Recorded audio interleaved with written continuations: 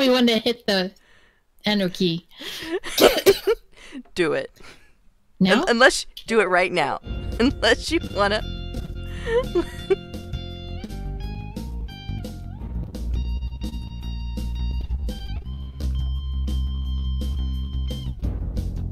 Hello and welcome to the DDOCast, episode 548, recorded live on February 10th, 2019. We are your guest hosts, Lessa, Saba Jade, and the one and only Mythery Inferno. Filling in for Patrick, and with me this week, our guest, Nobody. This week's screenshot of the week, a 10 Skull Reaper Group's achievement is our pick for this week's DDO screenshot of the week. Thanks, Karen, for sending in this screenshot, and congrats to the Reaper Wing Party on Galanda. That's amazing, don't you think? Aren't they pretty, those wings? They look really tiny to me. Well, I think you have to pull. I think I have to zoom in, but this is a really cool screenshot. But they're all different colors, too. Yeah. I see orange wings and purple wings and one green wing. I like it. Very good screenshot. Someday we will have those. Someday. 2 green wings. I've never sent in a screenshot, so. Okay, one person has green wings. How's that? That's better. That's You know, our Reaper group myth, someday we'll have those. Wings? Yeah, that's what you get, those wings with the Reaper XP. Cool. We like to talk about purple ones. Purple wings. Really? Can Just you putting in her imagine order that now. Mythery wants purple wings? I can imagine every bit of purple wings. We like to talk about Dungeons & Dragons online nearly every weekend. You can watch us through Twitch, YouTube, the DDO forums, iTunes, or our website at DDOcast.com. DDOcast is hosted by Cyber Ears, the awesome podcast hosting network. Shows are usually available within a few days of recording. The next show will probably be a week or whenever Patrick decides, and you can stay updated by following us on our social media pages or our website at DDOcast.com with our calendar. On the podcast this week, we have news. Yay, news. Yay, news. Get out of here, big Patrick. News this week. Yeah. The big news this week is Lessa just found out update 41.3. Patrick Yes. has a link for the release notes in these here show notes. So, shall we read them, or should we just say follow the link? Oh, if you have a greatest hits that you want to go over it. Okay, here are the release notes for update 41.3, released on Tuesday, February 5th. Classes: Barbarian damage reduction no longer drops on death. Do either of you have a Barbarian? I do, but... Did you notice that DR Nope. damage reduction dropped on death? No. When I die, Well, I you usually will. deserve it.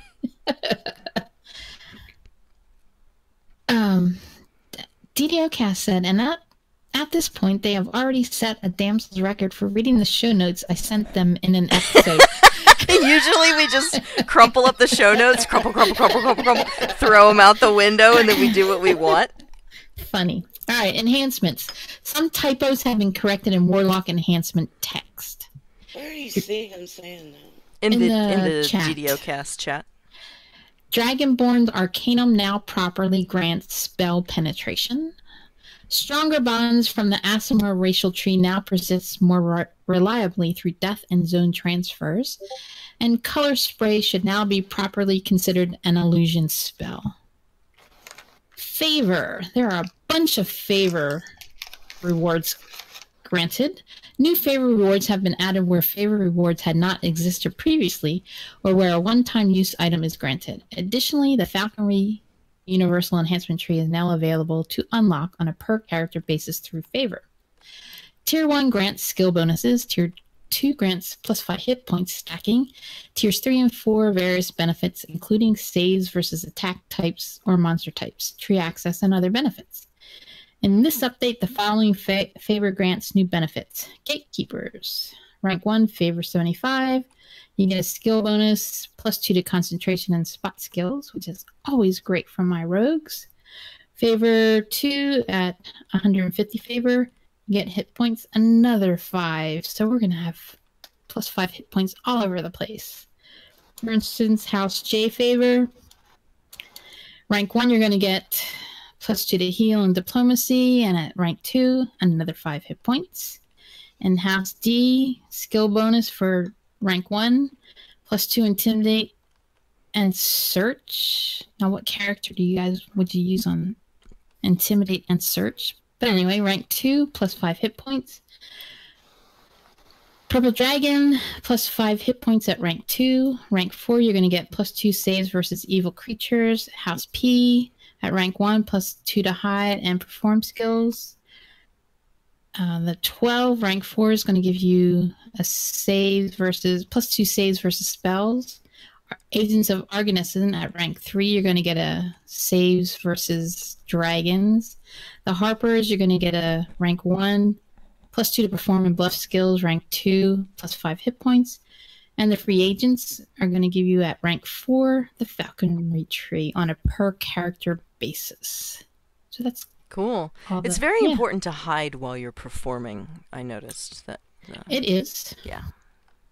Because if you're lousy at it. Yeah, then you'll get rotten fruit or whatever thrown at you. Fruit, so, exactly. Yeah. That's when you're learning how to perform. Yeah. When you're very good at it, you want that money to go right towards you. Yeah. Well, you have to you need to get good enough to charge a booking fee. So maybe one of these favor guys could change that little perk to a booking fee, so that way you get your money in advance before you perform. There you go. I'm so good, I want you to pay me in advance. I don't think that's unreasonable. Just saying. House Jurasco, get on it.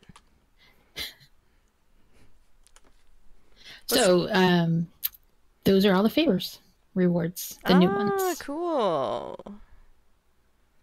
Some of these different little hit point bonuses. Mm-hmm. Do they add up They together? stack. You're kidding me. They do stack, yeah. So it's a little 5 here and a little 5 there. So we're going to have a lot of Plus, fat cats running around Stormreach, is what I'm hearing. But there are a lot of enhancement that'll do a % increase to your hit points. So these 5 just aren't 5. If you have like a 10% hit point increase, you might eventually get 6. Which doesn't sound like a lot. Someday even you could get 6 hit points. Exactly. No, stop. I guess in heroics it'll add up to that. So if you haven't been checked out your favor page on your characters, you should check it out lately. I know I have some characters that I never check their favors unless it's the bank slot, and sometimes I don't even do that, or my backpack slot. On my main, I obsessively keep that clean. I do not. Whoever I'm supposed to go and talk to, I go and talk to and just get it out of the way so that I don't have to worry about it anymore. So maybe I have some extra stuff now. I've been pretty good lately of not picking up a lot of stuff. That's cool. And if I do, I go to, after I'm done questing for the day, I go to House K and I disjunk stuff to get the Cannith essences, or I sell it. So I don't keep a lot of stuff in my backpack anymore. All right. Are you ready to talk about fates? Sure, let's hear them. Is Mithery still with us, or? I believe she is, because she's going to talk soon. She is going to talk soon. Also, I heard her phone go off. No, you did not. No, I did not. You heard, like she's doing the Jedi mind trick on me. You heard nothing. Those are not she was the using droids you're looking Mithery for. tonight is using her perform and hide skill bonus that she got from House Jurasco. So what new feats? A feat has been added called Knight's Training. You have undergone rigorous military training with the traditional weapon of war. These weapons receive one of the following morale bonuses in your hands. Longsword's critical multiplier has been increased by 1. Okay. Battle Axe's critical threat range has been increased by 1, and by 2 if you have improved crit slashing. Ooh, hello. Heavy Maces, Morning Stars, and Warhammers have had their critical threat range increased by 1. Okay. Requires a +4 base attack bonus. Considered martial feat. Fighter bonus feats can be used to take this. That's not horrible. Nope. No. Alright. I don't really use heavy maces, Morning Stars, but I do use a warhammer with my paladin. It's an accidental. It's an accidental warhammer. Cool. I don't see dwarven axes on this list, unless I missed something. No, you didn't. Okay then. Maybe they think dwarven axes are too overpowered. Maybe they're a little racist. What? What? Sorry. Yeah, move on. Move on. They just don't like dwarves. That's what it is. All right, Mythery, are you there? Maybe. Maybe. Are you ready to talk about items?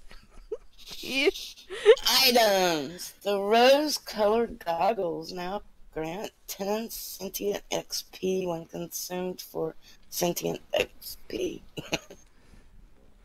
The minimum level to purchase and use a ruby eye augment is now level 1. Scrolls of Acid Well, Thunderstroke, and Iceberg now use magic device values found on normal level 9 Wizard and Sorcerer scrolls instead of using the Artificer UMD progression. Items with Tendon Slice on them now properly displayed. Cosmetic rewards found in the Ravenloft bundles are now bound to account. The weapon effect Shockwave has had its range reduced and now makes a line of sight check before hitting an enemy. Monsters. Most monsters should no longer aggro through closed doors. Yay. Makes sense, right? Yay. Unless they have good hearing. Right. Spectral monsters which can pass through doors such as Wraith still can. This includes places like Framework at the front door. Monsters should no longer hear player footsteps or players using skills through walls and ceilings. Yay. The color of several red dragons has been fixed. Attacking a monster that has PRR no longer causes your damage values to display in yellow. Quests and adventure areas. Various changes have been made to the anniversary event, and new items have been added for the event. The event is not yet active. Base reward for anniversary party ingredients is now 150% of your score, a 50% increase from previous years. Price of peanut butter and Linzer cookies has been increased. What? I don't know. I don't know. Okay, continue. I don't understand what that means. I guess they were cheap and now they're expensive. Okay. A marker for Dolaris Graveyard designer Chrisrin has been added near the Gygax Memorial. Fixed an issue where traps that hit each other could cause severe issues. A banker has been added to the portable hole. Hey, that's nice. Nice. Watching the trailer for the Menace of the Underdoff after successfully completing Spinner of Shadows is now optional. Yes! You could always get out of that. Really? I don't know. It seemed like last time I tried it didn't let me get my end reorder or something. Sora, Katra, and Siegebreaker will no longer occasionally forget to end her ritual. Vaklos Halmar no longer gets confused when you talk to him while you're off raid timer for Fire on Thunder Peak. The Threads of Fate drop amount in the raid. The Legendary Hound of Zoriat has been increased. Well, that's nice. Some visual polished work has been done on the runes and underwater scenery in Lost at Sea. Several changes have been made to the Price of Freedom. Entering into the main entrance in the prison should no longer result in an instant, unavoidable ambush while you are still loading in the loading screen. That's great. One of the dimension doors has been moved to avoid accidental teleportations. That's good. Lava once again deals damage. In Killing Time, the debuff Storm Magic should now appear in debuff bar instead of the buff bar. Several changes have been made to Quarantine. Aerial Mini-Boss will only become active when you're on the correct step in the quest. Several monsters in the main courtyard have had their position adjusted as to not prevent quest advancement. All right, so the Killing Time thing reminds me of Sydney. Of all my characters, she has one bar. She doesn't have a buff bar and a debuff bar. And it gets me confused when we're playing because I don't know when she has a debuff on her and when she has some kind of horrible thing happening to her until she starts dying from it. You know, like the other day she had a dot on her. Clue, yeah. And I'm looking for the debuff bar, and nothing's there, of course, because she only has the one. And it's like, why only her? That's weird. Yes. All the others have two. Right. All right, sorry. I didn't mean to do a sidetrack, but I just... It's all right. I keep wanting to mention it in our group, and I just keep forgetting. Very strange. Okay, let's yeah, I believe we're ready to move on to the miscellaneous category. Additional work has been done to prevent incorrect item loss during reincarnation. Additional yeah, I know somebody here who will be happy about that. Correct item loss. You've been losing correct items. Yeah. Additional logging of items has been added at the time a character talks to the Life Shaper. The effects of orange and red dungeon alert have been adjusted. Some animation polish has been done to the Vistani knife fighter in sneak mode. Cool. Additional performance work has been done to address bard songs and client stuttering when certain buffs conflicted. So is it going to make them sound better so they get more money? Or are they going to have to... Or worse, and that's why they have the hide and the perform. You know what I would like? Is to play a bard song and to have coins just kind of fall from the sky. If you guys could get on that animation, that would be really great and much appreciated. And we also have a damaged against a target is now properly increased when PRR or MRR is reduced to a negative number. Addressed an issue with turreted. They were swearing a lot. It's not turreted. It's turreted. Addressed an issue with turreted enemies that could cause performance issues. Half-orc male great axe sneak attack animations have undergone some polish work. Okay, let's just say that half-orc men cannot sneak. They shouldn't be able to sneak or attack from sneak mode. Seriously. Especially when they're carrying a great axe. Come on. Seriously, with a great axe, you get a sneak attack. Really? Really? Are they wearing full plate too? Oh my, probably. It's well oiled though. It's got banana oil all over it. They smell like bananas. Because oil smells awful. So you need it to smell nice from now. Or maybe peaches or something like that. All right, anniversary event changes. Oh, sweet. Apologies. Notes related to the anniversary item changes were being held until the event itself, as most of them aren't relevant yet. But there's a couple that affected existing items that should have gone in the main update 41 patch 3 notes. Here they are. First Light and Cookie Cutter have had their damage dice reworked to match modern values. This should affect existing copies in place. The values are now... You can look in the show notes. I'm not going to read them. No worries. The Anniversary Heavy Armor has had its AC Max Dex bonus and skill penalty reworked to match level appropriate values.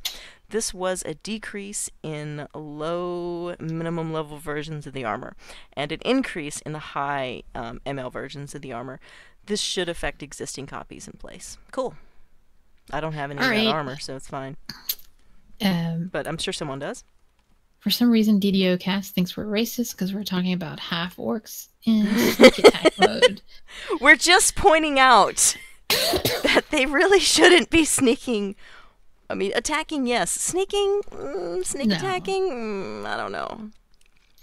All right, so you remember those favor bonuses I was talking about. Unfortunately, the favor bonuses added to reward tiers that have already existed pre-patched, when you have already bypassed that tier and turned in during your current life, there's no way to obtain the lower bonuses until you TR. So, according to Nobob, hello all, in an upcoming patch, we are hoping to retroactively apply these feats to existing characters that have hit these favor thresholds. Sorry for the oversight, Nobob. And also falconry. Once unlocked. Yeah. Once unlocked, once per character, persists through everything. And a reincarnation update. Question. If I already have characters flagged for reincarnation before the patch, will I have any problems? Hi. All your characters should be fine. Please just log them in and out again and they should be ready to reincarnate. We discovered that through a series of events, if a character was not logged out cleanly, perhaps due to a server crash, then they would be missing certain information needed for reincarnation. That missing information caused a crash during the reincarnation process during character generation, which led to the character being saved without their items, hence item loss. We have included fixes for many of those problems in this patch. One of those is that the character is not permitted to even start reincarnation unless they have a new flag that indicates that they logged out cleanly and have all the reincarnation information. This flag is new, so any characters that have not been logged in since the patch will not have it. Once the character is logged in and out cleanly, everything should be good to go. So that says no more loss of items during reincarnation. Cool. I guess that means I don't have to keep track of or take pictures, screenshots of all my characters TR Hopefully. stuff. Hopefully. Yeah, I'm still going to do it. At least my full plate of the ringleader will be safe once I What full complete plate of the ringleader? the one I'm going to get. The one I'm going to get next week when we play. Yeah. I have faith. You know, It's going to happen. no, you should not have faith that you're going to get it. I'm sorry, Jack Jibber's Blade says what? Yeah, exactly. Jack Jibber's Blade does not talk to me. Ever. Ever. Jack So, Jibber's Blade don't want do we have nothing any to do with bonus it. days coming We up here, do. Myth? DDO bonus days. DDO bonus days bring you a 25% cannon crafting XP boost now through February 10th. So that's not very long. Hop on it. That's That's through tonight. tonight. Well, tomorrow. And the DDO Winter Games are on. Yay. Yay. Store news. New items. Racial +2 and 1 to 2 upgrade tomes. The racial action point tomes available in the DDO store are meant to be bound to account. And the new +2 and 1 to 2 upgrade tomes appear to be incorrectly set to bound to character on acquire. We will be correcting this in the next game update, so please hang on to your tomes and they will be corrected. Or Sales. log on to each character and buy it for that character. Unless, if you've already bought them, of course, hang on to them. But for now, log on to the appropriate character and buy them. Rise Again. Get 20% off. Reincarnation spell point pots. Quest elixirs. Now through February 14th. The weekly coupon gets you a box of chocolate with the coupon code chocolate. Now through February 14th. Sounds good. What? A box of chocolates? Free chocolates. Me want.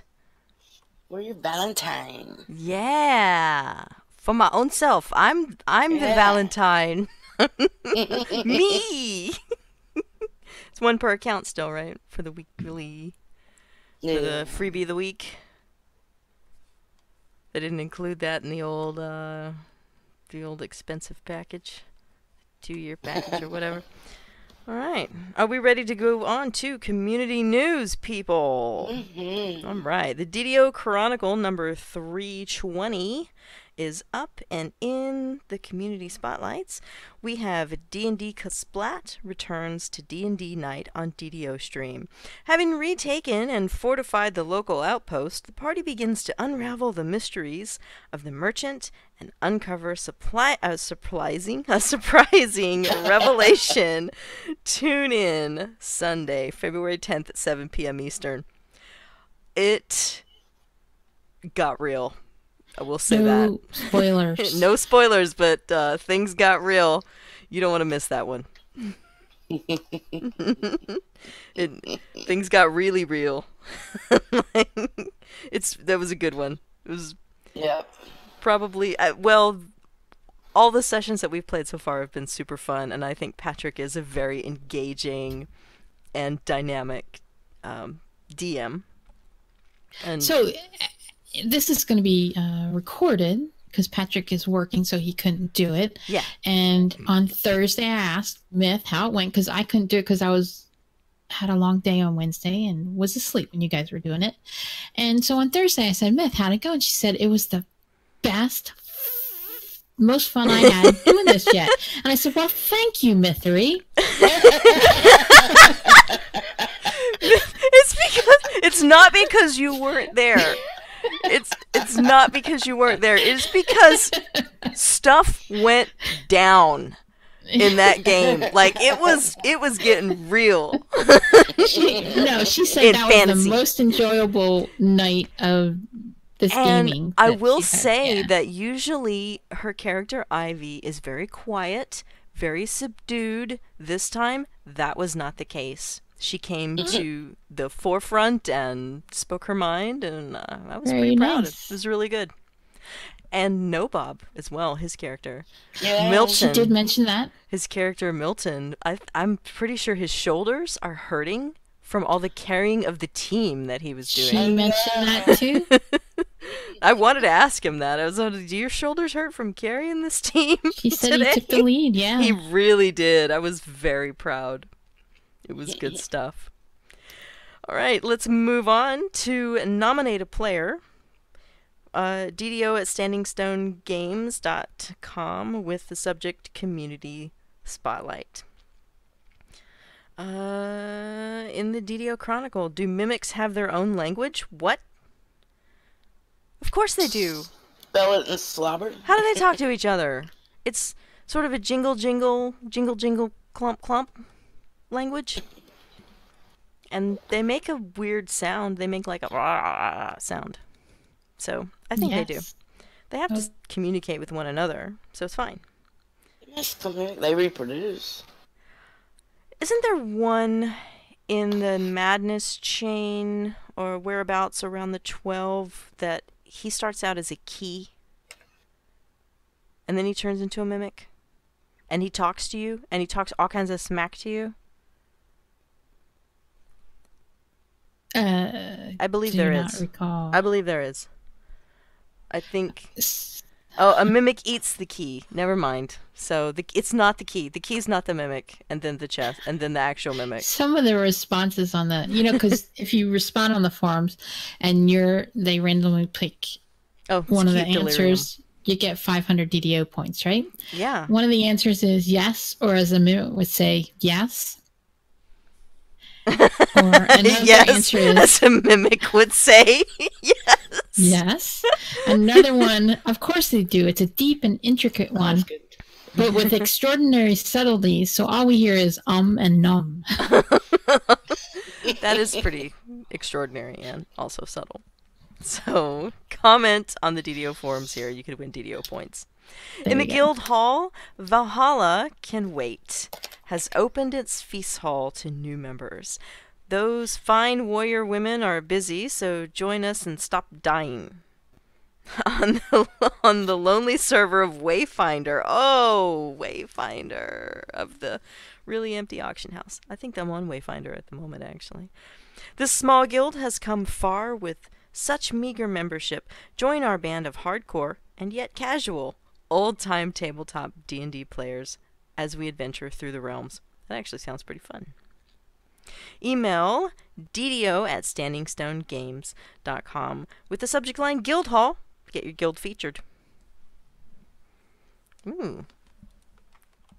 That's it. Now we're ready for fan site news. All right, fan site news. We have a bunch of fan site news. Let's see. Mickey's Delirium, Static Group meets Sinvala. There are a whole bunch of links for all this stuff. Bachelor had episode 113 on Fridays on Ice. DDOcast 547 looked at Heroic Lives Part 1 for Past Life Prioritization. Doug Glendower and A Bard's Life. DDO Players News, episode 209, Stupid Polar Vortex. Only because somebody lives in a crazy place. Mm-hmm. We had our episode 30 something or other. Axel discussed his melee cleric build. DDO Sunday with Alex. Hugs Unlimited, episode 2, Monster in a Swamp, part 2. Streaming with Even, number 87. DDO Polish Folks Duo with a new guildie. Episode 126, DDO Wiki Talk with Technical 13, Shoemaker. And Free DO, episode 16 with Psycho Blonde. Cool. Right. Let's talk shop. Update 41.3 release notes are out, and you can click on these show notes to find them and read them for yourself. The Rise of Ice Games and Evening Star Midwinter Festival are now available through February 17th. There's also a place you can read about them. Clicking on the show notes will let you do that. You know, you can read about all the stuff Saba just talked about with links in the show notes. There's also the newest weekly Wednesday live stream. And Leslie's going to tell you about the DDO videos. Is she? All right. Axel. THF cleric build update. Yeah, maybe she will. Am I muted or something? No, you're good. Okay. Axel THF cleric build update. Yeah, that's what I just said. Literally, I just said that. Oh man. We came so far and we've just de-evolved. That's it. Show's gone straight into the can. The can that the people throw things away. Two-handed fighting. Axel two-handed fighting. Two-handed fighting cleric build. Does it say that? There's a link. That's what the certainly THF does. That sounds super interesting, actually. It does say that. All right. So thanks to everyone who listens to the show. Guests, that's us. Thanks to us. Hey. Current DDOcast contributors, Standing Stone Games and Wizards of the Coast, and of course Cyber Ears. Want to support the show? You can visit our website, DDOcast.com, or you can support us on Patreon. If you have a DDO-themed webpage, or you Twitch DDO and you'd like to be featured on our website, email us at ddocast@gmail.com. Hit us up at ddocast.com for show notes, MP3s, our calendar, previous shows, and other fun stuff. If you want to be a part of the show, you have a comment on this episode, you have a question you'd like to hear us answer, and by us, I mean Patrick. Ask him all the difficult and complicated questions that you like, and he will answer them in great detail and with enthusiasm. We will be on our show, Damsels of DDO.com.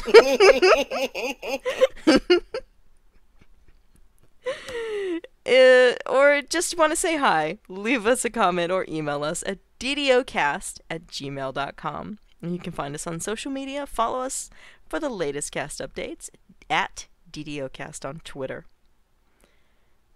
Bye. I think you have to roll the outro. Window. Close Patrick's window, but you also have to roll the outro music. We have outro music. We do? Yeah, we do. No. Yeah, we didn't discuss this before. Let's discuss it now. Patrick will cut this out because he's so good at editing. Right. Right. I'm kidding. Patrick's not going to cut anything out. That's a lie. That's a He doesn't ever edit anything. Lie. There's no outro music now. He's gonna have to put that in. No, he won't. He won't do it. That's why I'm telling you that Where Saba is it? has to do it. For this episode. Play the same intro link that I gave you. There's no rhythm bot on here, though. You just paste that one back in Okay. there. Yeah. Hang on. Exclamation point play. Hang on. Getting I there. have to give you a class during the show. There you go. Ah, that's awesome. Thanks very much for joining us, guys. Yeah, we're ending already. We have no more news to discuss, etc., etc. We're just newscasters. We have today. ruined Patrick's show sufficiently to where he will not ask us back. That's what you get. Thanks for joining us, guys. Bye.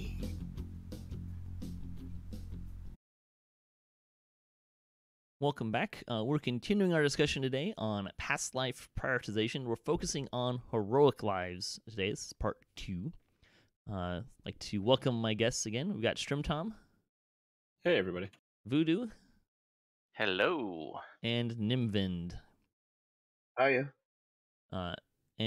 So, just to kind of recap, we started this series a while back with our kind of, we call it typecasting, or I call it typecasting. And that was kind of about big picture, heroic lives, racial lives, iconic lives, epic lives. Where should you go and what should you be looking for and kind of leveraging. And then we started this series, which is kind of all about heroic lives. We're really focusing in on heroic lives. So last time we talked about kind of big, medium picture with heroic lives. And we also talked about artificer, barbarian, bards, and clerics. So today, we're going to start with druids. And what do druids get, you might ask? So the passive feat, again, remember that these are ones that they stack 3 times. You don't have to spend a feat slot for them. It's just you get them when you get the past life. Your summoned creatures, charmed minions, and hirelings gain +2 to all ability scores. That's the passive one. The active one, this is the one that you have to spend a feat slot for. You have +2 to all elemental resistances, and can cast the Flame Blade spell 3 times per rest, which is a scimitar of fire that does fire damage instead of slashing damage, and uses wisdom instead of strength for determining attack and damage bonuses. The +1 enhanced one goes up every couple of levels. Can we all agree that this is a terrible feat? There's no, is there even a build that has considered taking this feat? So for all you super fun builders out there, I've done this twice. Oh my. I'm because intrigued. as interesting as, so Flame Blade, as it turns out, cool fact, it's not actually a real blade. So because it's from your state of mind, it actually works while centered, and it uses your wisdom to hit and damage. So before Falconry came out, you could make a wisdom to hit and damage Flame Blade monk, which was super cool. Except there's a whole bunch of major problems. One, it's fire damage, so anything fire immune takes 0 damage. But if you can manage to get around that somehow, which you can't, it's really fun to play. So you got to be a little goofy, and you got to do some weird shenanigans. I'm going to agree with you, it's never good, but it's an interesting question in, what could you do with it? And it is playable, it's just not good. That's what I was about to get at. It's only good if you're cosplaying a Jedi in DDO. Sure, that would work. Yeah, I've never found, even on a pure druid, I've never really found Flame Blade to be all because it feels like you can just get better weapons. Like any Flame Blade you can cast, you can find just a random weapon that always seemed to be better. But I mean, the wisdom to hit thing was they're good. I know they're good. They get flame, or the wiki is wrong about them. I just never updated it because I was lazy. They give flaming burst, and you get incineration starting at level 10. So you'll randomly just pop guys for a few thousand damage. Yeah, they do upgrade when you level up, but they do also make you want to join the dark side of the Force. Okay, so they're not super terrible. Well, what do you guys think about the passive feat? I mean, if you're a professional, if you have a tune that you specifically made to charm dogs in a legendary Hound of Zoriat for your guild, that's cool. But I don't see the +6 when you stack it all up doing much, in my opinion. Yeah, +6 to stats is not a lot, right? Like +3 to damage, +3 per hit die of hit points, which, I mean, at that, we start talking about endgame and stuff. That goes pretty fast, especially in Reaper. If you're charming stuff in Reaper, I mean, I don't feel like you really need the +6 to ability scores really to leverage charming in Reaper, or even the dogs in Hound of Zoriat. Really, I think there's other things that will be more advantageous, like the legendary sign feat that gives like +20 melee power and PRR and MRR, something like that. Like that's really good for charming and stuff like that. But Yeah, this is not really an endgamey kind of a thing, but if you really like charming, having everything you charm, having +6 to all its stats, that's pretty cool. Or if you're a druid or an artificer and you really like your wolf, or you really like your iron defender, especially during heroic leveling, that can be really cool. And I'm actually working on a series right now where I'm working on like a second life tune on another server, and I was surprised, and I'm doing like Reaper questing at base normal level, and I was using my wolf in heroics, and I thought the wolf was just going to get clobbered, and I was really surprised that, like, in R1s and R2s and even R3s a bit, that the wolf was actually helpful. Terrellin's Even on also like the bringing up the second life. skeleton from Pale Master in our chat as well. Yeah. Same concept. So if you really like the wolf, and you're especially if you're doing like lower difficulty content, that can be a lot of fun. Yeah. But generally speaking, this is not a priority at all. I would say very specifically, if you really like that wolf and iron defender, or if you really are into charming, especially during heroics, then this can definitely be a fun past life, but still even not a high priority. It's a lot. And remember, you gotta consider that to get that +6 to all scores, you're running from 1 to 30 or 1 to 20 3 times. Mm-hmm. Yeah, but druids are good. They're fun. I love druids. I feel like out of all the premium classes, this is the saddest past life, and I really felt like this contributed to the beginning. Like when Druid first came out, it was like a week of like everyone playing Druid, and then like people were like, "Why we're playing Druid for like a year or so?"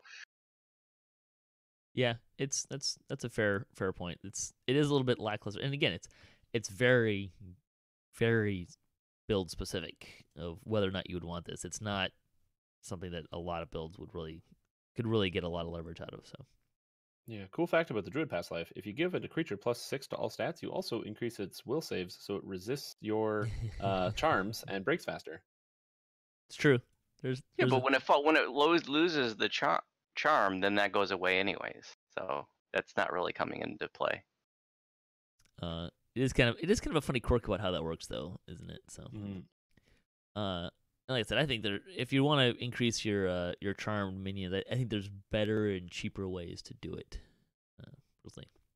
All right, favored soul. This is the passive is +1 to spell penetration checks, and +20 spell points. Pretty good. And then the active feat, you get +2 to diplomacy, and it can call down. You can produce Avenging Light effect 10 times per rest. It's 1d8 points of light damage plus another 1d8 points of 1d8 per 3 levels. Does anyone actually use that? Again, I'm talking about a premium class, and the active feat is kind of lousy, right? Yeah. Yeah. It's only cool if you want to do a cosplay. Like it's you know what I mean. Like if you want to play a monk that could shoot lasers out of his hands and turn Super Saiyan, get this. But if you're actually trying to survive a dungeon, don't take this. This is a waste of feat. But the passive, if you call yourself a caster at all, this is one of the 2 past lives to consider, right? 60 additional spell points, meh. But +3 spell pen without, this is not without any items. You're just starting off with +3, so stacking on with the wizard, which we're gonna get to when we get to. It's just like you're like, I don't care. You're a drow, boom, got you. I don't care. You're a golem, bomb. It's dope. Yeah, the passive is pretty much essential if you want to play a spellcaster, which I think is super problematic, but whatever. And then the active is probably, I'm gonna say, the worst active. I think it's the worst one of all of them. It's hard to, I mean, the cleric's really kind of getting rid of run for its money. I mean, the cleric at least heals you. Exactly. And you have less health than the monsters do. That's fair. And it lacks the cool factor of flame swords, right? So. Well, that's it. Flame swords, like, you can do something with it. It's bad. DPS. It works. And incineration proc still translates to numbers in mid to high school Reaper too. Yeah, when the monsters aren't immune to fire, it's actually super cool and very good. But half the monsters in DDO are immune to fire, so an unfortunate fact of life, yes. Right. Anything else you want to say about favorite soul? Just definitely the passive, a very high priority for a DC-based caster that's throwing spells that require a spell penetration check. And, up to +60 extra spell points, if you factor in that you can get another 60 from Sork, that's another 120 out of the gate. Yeah, at endgame, not a big deal. But during heroics, especially lowby heroics, starting with an extra 120 spell points, I like it.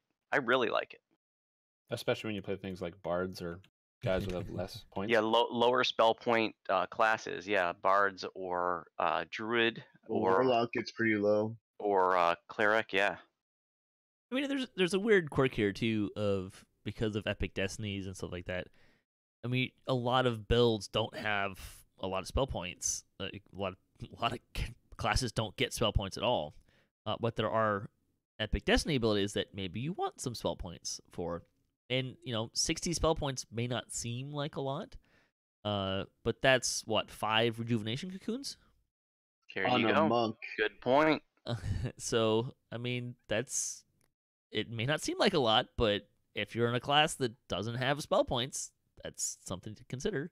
At least you're getting something out of it. Now, having said that, I'm not by any means recommending that you play 1 to 23 times for 5 rejuvenation cocoons. Again, I think there's easier ways to kind of get some spell points, but it's something to consider.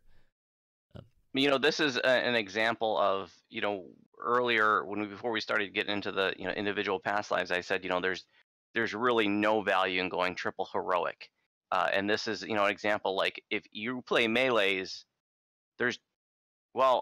actually I was going to say there's no value, but you just point out the fact that if you are a low spell point, yes. I mean that's like epic level, like yeah. But you can get a spell point item too, and that you're gonna get way more spell points from that in there as well. So, so I guess there's some value. And this is where, and I like to I'll throw an augment or a low level 20 spell point item on one of those kind of characters. And this is how I managed to get rid of all of those mnemonic pots I've gotten over the years that are like, here's 15 to 60 spell points. Like, if I'm in a caster and I need spell points, I need more than that, quicker than that. So I'm taking the big ones. This is a great way to get rid of those little ones that I've been holding on to for years. All right, let's talk about Fighter. The passive is +1 to attack rolls and +1 to the DCs of your tactical feats. The active is a +2 to your Intimidate skill, +1 maximum dexterity bonus of armor and shields, and 3 times for rest you can use martial prowess, which increases your base attack bonus to your level and grants +4 to hit. I think this is an awful past life feat, both the passive and the taken. I think the taken one, I mean, if you need a place, if you're trying to find a place to increase your Intimidate skill, it's an option. +1 max dexterity bonus, I mean, that's going to give you essentially a +1% dodge. That's really the kind of thing you're probably going to leverage there, maybe if you're a tank. I don't think by any means, I think you're probably better off taking toughness unless you really need that +2 to intimidate. In which case, I'd personally, I would definitely steer you towards the barbarian past life before the fighter past Yeah, life. because you get hit points Right. too. I think the 1% dodge is a little less useful than, I mean, being able to have what 10 if hit you points have from the passive and 20 hit points from the active feat. I think that's going to be more bang for buck than 1% dodge. I'm pretty sure like mobility trumps this too. Like, yeah, you have to take That I dodge to don't get to know. mobility. That gives you like a +2 dodge cap, right? I would think it would stack, but It does stack. But I feel like if you're gonna go that route, I don't know. I think the plus, like all the pluses on here and all the bonuses are all wrong. I wouldn't waste a feat slot for it. And the passive, I can live or die without a +3 to this and a +3 to my DCs. Like I don't ever see my situation where a stunning fist is like, oh, if I only had 2 more DCs. You know what I mean? Like I'm going to go against the grain here and say I think this one is, if you're a melee, it's kind of like the cornerstone of what you want as a melee. Hitting, if you don't hit, you don't do enough damage. And in the early game, it's not too much of a big deal. The first few levels, it's just nice to have that a little bit extra hit. But at endgame, my fighter has plus 190. I still miss monsters. Yeah, right? Like, what's up with that? So you need every single little bit of hit chance you can get. And to go like a step further on this one, the plus to DCs again is just nice. If you've ever done like a past life, whether you're doing rogue or something else that's not directly fighter or maybe even not directly strength based, having that extra little bit chance to throw what do you call it? Throw like the trips, the sunders. If you want to take stunning blow, which you probably shouldn't, but you could on a rogue, I think it's actually good. And then the active. So I used to think it was garbage as well, but a friend of mine clued me into a little secret. He plays. He's been playing a lot of bear druid and other type tanks, and one of the core issues that you run into tank classes is just having, especially enough hit chance to be able to hit monsters. Because when you're playing, you know, a tank who's just going to be intimidating stuff, it's awesome. But then when those constructs or those undead come out and you can't intimidate them, it makes it a problem, especially in the higher Reaper. And so he actually takes that feat to get the active, so he can pop the extra plus to hit. So it's extra plus on for Druid. I think it's plus 14 extra hit chance, which is a huge increase in the damage output and allows him to do a lot more when tanking bosses. So I've definitely earned a little bit more respect for this feat than I had before. That's a fair point. I'm kind of with you in the. I like it for the DC boost. Again, I think if you're, whether it's tactical fighting or DC casting, like if you're going DCs, I think you pretty much want every single DC you can get. Especially, and I've noticed this a little bit more since I've been leveling with my monk, because when I hit about level 26, I really like to start trying to hit some of those level 30, the legendary quests on Reaper, that because you get way more Reaper XP from them. And so to kind of maximize my time versus XP ratio, it's kind of nice to be able to kind of jump into some of those as I can. And my Stunning Fist does still fail at that level because I don't have the level 30 legendary feat and some of the better gear that's giving me more bonuses and stuff like that. So I do find that +3 does really kind of help mitigate that to a little extent. But I'm kind of in the mind of, like, if you're using this as a reliable crowd control mechanic and it's DC based, you should get as much as you can. So this is one that I think it's, if you're gonna be that kind of tactically fighter, I think it's definitely worth it. If you have the time to get the past lives. But yeah, I mean, for sure, if you're like a caster, then this is nowhere near anything you'd be interested in. But and that's the point I wanted to make. As somebody who doesn't play melees or any tunes that have used tactical feats, I cannot speak to the value of this. So I'm going to speak to the lack of value in this and say just what you said, that, this is a perfect example of how it's totally not worth going like triple heroic completion. It makes no sense because, like, if you're playing casters like I do, why would I want 3 fighter past lives? It just doesn't. That's just a waste of time. maybe one if you're taking completionists, but other than that, right. Unless you want that, hey, if you want that badge of honor that you've gotten all the past lives in the game, have at it. Right, I hope but you started 5 in years terms ago. it's such a low priority because, like Yeah. I said, we got like 120 past lives now or something. Like I don't even want There- to count. Too many. yeah. All right, let's talk about Monk. The past life here, the passive one is +1 to damage rolls. That's it. But it's all damage roll. The active one is +2 to your concentration skill, and you deal increased unarmed damage. So you go one step higher than normal on the unarmed combat chart. You can also enter an evasive trance once per round, granting evasion feat for a short period of time. Okay, let's talk about this active feat, because I'm going to start by saying the evasion thing is, like, completely worthless. Because 100%. Yeah, it's a few you're seconds. either going to be wearing, like, if you either Well, all already have characters evasion or have you're light wearing armor, medium yeah. and heavy armor. So you're not going to use this. Having said that, this is, in my opinion, this is probably top 2 feats to take. Caveat if you're a monk, right? If you're a monk, Yes. this is a must take. And if you're a monk and you're using unarmed damage, this is a must take. Like, I cannot imagine why you would not take an increased damage step for your die. Yeah, it's just good. Yeah, all my monk builds, they have a spot for this feat specifically. It's just a no-brainer. The Yeah, evasion, +1 to damage is good, and then the past life. I mean, taking it. I feel like it's one of those things where if you're the type of person who likes the monk class, you're already gonna get 3 monk past lives anyway. Yeah. Let's just start there. So make sure you take the active too. It's very good. yeah, it's for that class. It's a no brainer. It's a must have if you're gonna play a monk. At least I kind get of the one. feel the +1 damage is kind of underwhelming too to me. Like It is. I I never agree. I never really felt like I get 1, right? Because you want heroic completionists, but I don't feel like the difference between having 1 or 2 or 3 of them. You notice a huge difference maybe in crits because that gets multiplied, right? But Well, but think about that for a minute.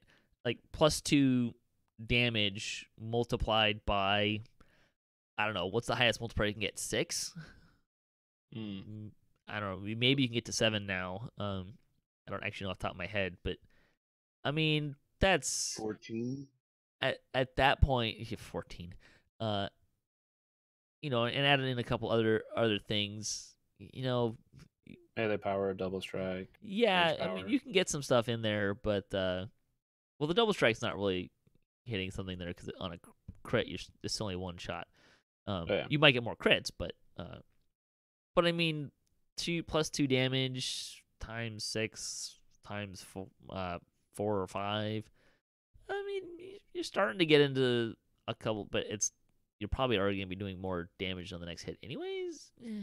I don't know. Yeah, I could go back and forth on that. I don't know that it's necessarily something you need to be super concerned about, but if you're doing a lot of lives, squeeze them in. I think that if you're playing any type of physical damage user and you're trying to maximize your damage, Yeah. It's very, very easy to say like, it's only a +1. It's only a +2. But that's what the whole game is it's a +1. Exactly. It's these tiny little minor changes that you're going to notice. There's going to be people in your group who are going to like way out damage you by a mile. And then you're going to be like, well, what are they doing? Because they don't forget about those little +1s or +2s. And +3 to damage. I mean, it's good enough to get even like +2 or 3 to damage that people put points into the Harp Radiant tree to know the angles to get going there. Sure. I think +3 to damage is worth it. It's definitely it's funny how there are some good feats. You can spend a lot of time getting feats that would be really helpful on a any kind of character. You're not gonna get them all, but good example. All right, I think that brings us to Paladin. The passive here is plus 10% positive healing amplification. So it goes to 10, 20, or 30% as the feat stacks. The active is less whelming, under plus 2 to your heal skill, and you can invoke Divine Favor upon yourself 3 times per rest. You can activate it. Basically, it's plus 1 luck bonus on weapon, on attack and damage for weapons, up to plus 3. Sort of helpful. There was a time where, if we were doing this show like 5 years ago, like just go get a divine favor clicky. Those are a lot harder to find now because they don't drop anymore. But I think the active feat here is pretty trashy. But the best passive in the universe. It's a good passive. So This is a really good yeah. example of a past life feat that has value for everyone. It doesn't matter what class you're playing, there is big value here. 30 extra heal amp, that's significant. I absolutely love it. Yeah, get it. Get it. If you're serious about your tune, get it. The only time I would consider taking the actual active, and because I'm playing Eldritch Knight right now, my main character, and I will be taking the feat extend spell just for convenience, because it scales off of your character level for the duration, and then you can extend it. That those 3 casts can actually last you for about 18 minutes of divine favor, and taking a feat for +3 to hit and +3 to damage, that's not that bad. That's kind of worth it. I'm almost okay with that. But this is like a super fringe case. Yeah, I don't know. I think he'd. I have a hard time imagining a character where I couldn't find something better to take with a feat. There's so many good feats, and a lot of the combat style feats now have melee power with them, anyways. So I don't know. And it doesn't qualify you for everything, because like nowadays, like even if you get like weapon focus, I think that qualifies you for power crit. If you do power attack, that qualifies you for cleave. Like this, you take this and you're stuck with the +3/+3, a feat that doesn't lead you to another melee feat that would help you out. It's not bad. Like that's, but the passive is the gold here, in my opinion. Yeah, it's not favored It's soul bad, bad. there's better. Yeah. Might be worth mentioning too, for any viewers that maybe haven't played in a while, like because before Reaper mode, maybe heal amp became a little passe, but in Reaper mode now, like heal amp is once again very important. I would actually say that my general kind of thought on healing amp is, well, do you really need healing amp when the cleric can hit you with a heal that does 5,000 healing because they have really high spell power? Well, if you put it like that, no. But consider all of the small heal over time effects that they also use. The healing wall from Favored Soul, the aura from cleric, renew, rejuvenation cocoon. These are all like small heal over time effects that are really cheap. When we start talking about like raiding, and especially if you're going to be needing a lot of healing, and my guild's been doing a lot of killing time and really kind of trying to push the envelope of where we can go with skull, how many skulls we can do. So far it's 3. 4 ends badly when we start hitting parasites. Anyways, there's a lot of the healing that we're trying to leverage there is auras and healing walls, and for the tank, we're renew constantly, because those are cheap overtime constant healing things, but they don't do a really high metric ton of healing. It's a lower number. Now, granted, with their positive spell power, you can really amplify that, but with your positive amplification, there's still room to go to get more healing out of them. So it's really, I think, in the end game, those healing over time. And of course, Druid healing is all heal over time. So Nimvind and I have been doing, heroic lives for like the past couple of years, and we do a lot of mid-skull stuff, R5s, R6s, R7s, and we'll do those without a healer, and we're just all throwing heal scrolls on each other, and so when somebody has good heal amp, it makes a huge difference. When you're throwing a heal scroll on somebody and you're hitting them for 300, versus 120 or whatever, like that's very significant.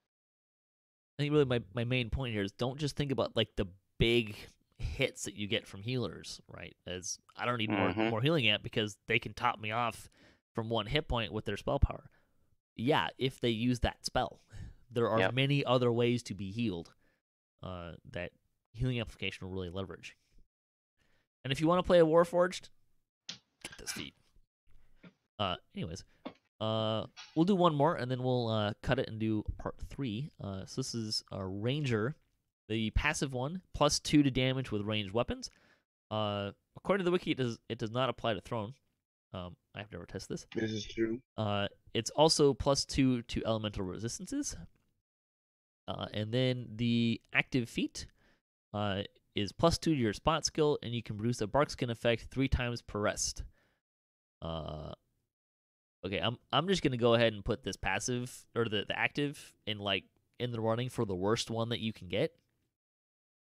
If for no other reason, then just go get a bark skin potion. Yeah. It's a maximum of 5. Just go buy some bark skin potions if you need bark skin. Anyways, you guys want anything you want to say about the passive one, or does anyone want to prove me wrong on the active feat here? The active is pretty garbage. The passive is also kind of niche now because when you have the past life feat, you go to your heroic past life tab in your feat, and you could tab it down and it'll show you which range weapons it works on. And so really, I feel like unless you're a mechanic rogue, a ranged artificer, or a ranger, or a monksher, like you're pretty much stuck with those 2 weapons mainly benefiting from this +2 to damage, or up to +6, which is way more phenomenal than just the +3 from a monk, but I don't know if they stack or not. So now potentially +9 damage with a bow or a user or a crossbow user is pretty nice.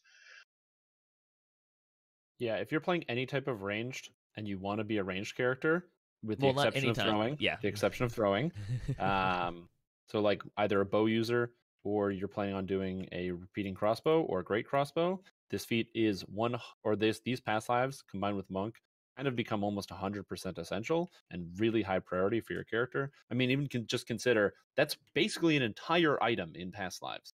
An end game item that you would wear is like in past lives. But the best part is there's no minimum level on this in this item. So if you happen to be, I don't know, level 1 artificer and you have +9 to hit and damage, or to +9 to damage with every shot, and you use a repeating crossbow, you're gonna have a really, really fun time at low levels. It's true.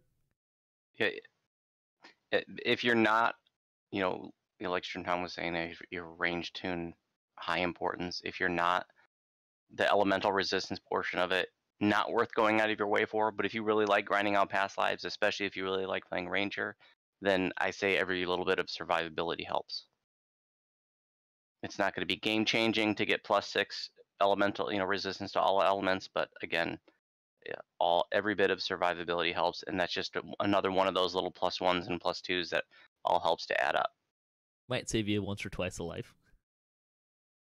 Depends on how good you are dodge a trap, I suppose. Right. So we'll cut it here. So thanks guys for joining me. You guys want to plug your streams and stuff? Yeah, I mean, if you want to catch some good, fun DDO action, come over to twitch.tv/Strimtom every Monday from 6 to 9 p.m. Eastern Daylight Time. Super great time. Or check out my YouTube channel. I post bars of informative videos, so see that every once in a while. Same title, Strimtom. Voodoo? You can catch me on Twitch nearly every day, live streaming at random times, where you can also find Nimvind typically, doing a lot of heroic mid-skull questing. Sometimes like yesterday, we even bump it up to R10 in Crucible, and then we get our butts kicked right there on the live stream. So if you want to laugh at us, or you can also visit my YouTube channel, which is also Vooduspyce. Over 750 videos, tutorials, raid guides, etc. And if you're not watching me on Voodoo's stream, you can catch me on Nimvind Dirtsinger, my YouTube channel. I do want to point out really quick. We're talking about the elemental resistance. Just kind of a thought there. There's a couple people in the chat saying, "Hey, this could be really helpful at low levels." It can. I would say that a cheaper, more effective option might be ship buff, the old style ship buffs. But again, it's a game of 1s and 2s, and adding it in does help. I'm with Patrick. I never been in a situation where I'm like, thank God I was saved by +6 less fire damage. Yeah, Like, right. Hey, wait a minute. Wait, I want to remind you what you all said 5 minutes ago. How all the +1s and +2s I just said that add too. up. I did just say that. Okay. Anyways, thanks guys for joining me today. If you want to support the show, you can visit our website, DDOCast.com, or you can find us on Patreon as well. You can also find us on social media. Follow us for the latest cast updates at DDOCast on Twitter. If you'd like to join the discussion, leave a comment. You can email me at DDOCast@gmail.com as well. So until next time, may all your attack rolls be crits, all your tests level appropriate, have fun, and don't forget to gather for buffs.